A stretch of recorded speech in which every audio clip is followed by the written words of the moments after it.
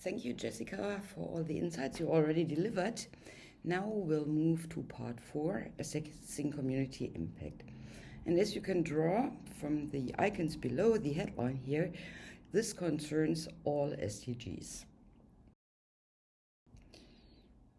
A colleague of mine, Dominika Vrook, said once, actors who want to influence societal debates are tempted to communicate numbers, even if these numbers are only weakly supported by scientific research. What she aimed for said, you better have a number than not measuring at all. So let's dive into it. We have very different levels of analysis. First of all, we have the micro level, and that's most likely the level you will be concerned with. It's a single initiative, it's your project, it's a single organization. So it's more about individual impact. The second level is a meso level. Here we talk about context, about frameworks, and here the core is institutional change. So as you can see, the first one is individual, the second one is institutional. The third one is the macro level. That concerns changes in structures, values, and norms. So all the institutions, how we behave, how we think about each other, how we think of nature, how we think of social issues. And this is what we refer to as transformative change.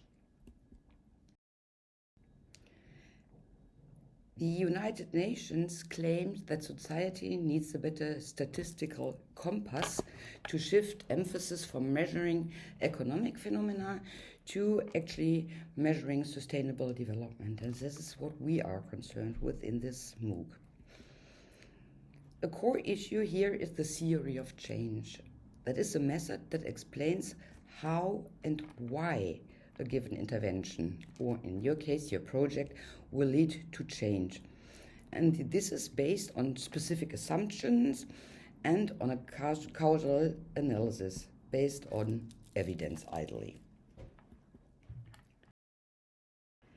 So what is cause? Cause is basically the trigger or the region for a change. These are your measures and activities. The effect or the effects are the predicted outcomes. They can either be direct, indirect, they can be intended, unintended, they can be positive and also negative. So if you measure your impact, you have to consider all 4 or 3 distinct types. So direct, intended, positive, indirect, intended, negative, and all combinations. What are relevant terms? I mean, it's always difficult when we think about terms because they are used widely, but everybody understands something different. So the first is activities. I think that's quite clear. So this is what we do. The second one is outputs. That are the results of your activities. So what comes out. So the outcomes then, and here you already see that I'm mixing up things, is the likely or achieved effect of an output. So let me give you some examples. Activities is, for example, a provision of a workshop. And with regard to outputs, for example, you have carried out 7 workshops with 20 people attending these workshops. And an outcome would be that there is an improved awareness of sustainability, or even a more significant impact would be when people change their behavior. So this is only part of the story. The fourth one is the impact. So what about that? What we know is that we have basically 2 different schools of thought. So the first one defines impact at the final level of the logic model of the TOC. So impacts differs from outcomes, as outcomes refer to as the impact refers to the long-term effects. So changes at the systemic, or as we said earlier, macro level. The other school of thought understands impact as the attributable outcomes. So it is basically the difference between the effect with the intervention and without the intervention. Let me clarify this to you. So imagine we have an intervention. You have a start date and an end date of this intervention, and you observe a total effect. So, for example, people changing their behavior. So now you must imagine what would have happened without your intervention. That is the so-called dead weight. And if you subtract from the total effect the dead weight, then this is your attributable outcome or impact. And here we now move to the so-called IOOI model, input, output, outcome, impact model. If you think about this model, you first of all consider your context. So what is the rationale in your region or in your neighborhood? So interestingly, we start with the outcomes. You might wonder why, but you will see soon.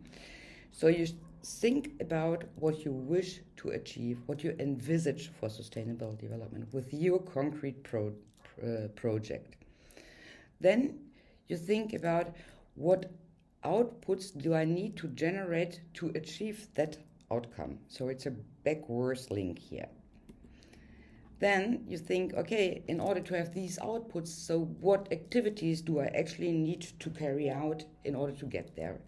And finally, you think about the inputs. So what do I need? So it's human resources, might it be financial resources, might it be networks or knowledge.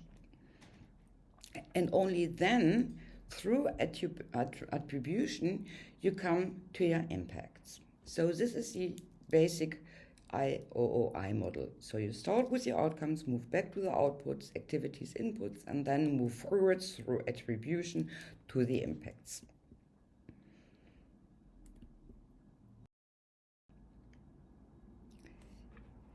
Now we turn to actually impact measurement. So you have learned about the general considerations to think of when you think about developing a theory of change. We now come to the actual measurement. And impact measurement in sustainable development refers to a process of capturing, analyzing, and evaluating social, environmental, economic, and cultural outcomes, and attributing these to the intervention to get to your impact. This actually calls for meaningful indicators for the resources you put in, for tracking the process and outputs, and for grasping the outcomes. As I said earlier, these can either be quantitative or qualitative. Usually it's a mix of both. Thinking about indicators, you might have heard of the so-called SMART indicators. These are to be specific, so clearly define what to measure and detail this. The second, the M, stands for the measurable, so it should be possible to quantify or qualify or both the indicator. It should be achievable, so it should be realistic and feasible considering the available resources and the circumstances you are measuring in. Fourth, they should be relevant. Do they actually measure your intervention's objectives? So there should be a direct link between the indicator and the objectives. So finally, they are time-bound, so you always look at a specific period in time. So these are the SMART indicators. Selecting indicators, you should utilize existing resources and data to the maximum extent because there exists already quite some data in the world, so check what is available for your project. In addition, when selecting indicators, you can closely collaborate with your stakeholders and with your community because they usually have quite good ideas in how to measure and what to measure.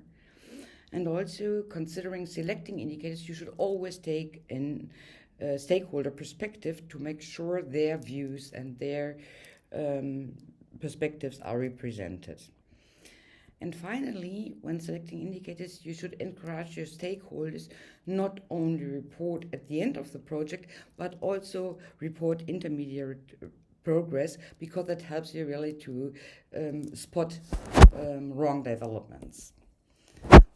Utilizing resources and data which are available, you can also stick to the United Nations indicators, which you then can adopt, and this is crucial, to your context and your data availability.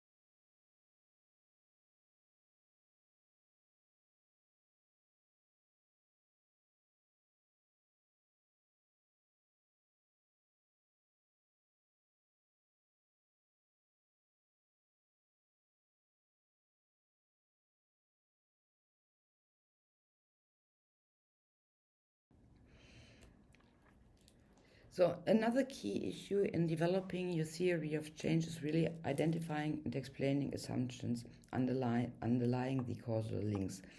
This is vital for clarifying incremental steps, because you're not reaching the outcomes just in one step. Usually you have many small steps, what also is referred to as transitions in the process towards the outcome.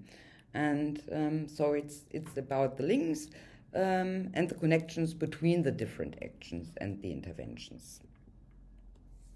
So questions are here. So what are relevant conditions need to hold for the causal link to work? What are uncertainties or weak spots?